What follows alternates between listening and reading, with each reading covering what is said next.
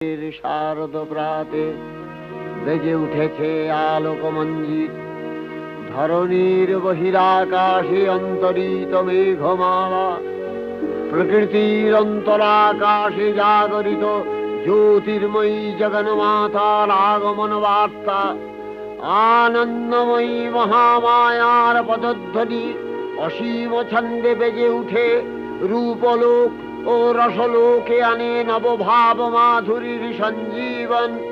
তাই আনন্দিতা শ্যামলী মাতৃকার চিন্ময়ীকে মৃন্ময়ীতে আবাহন।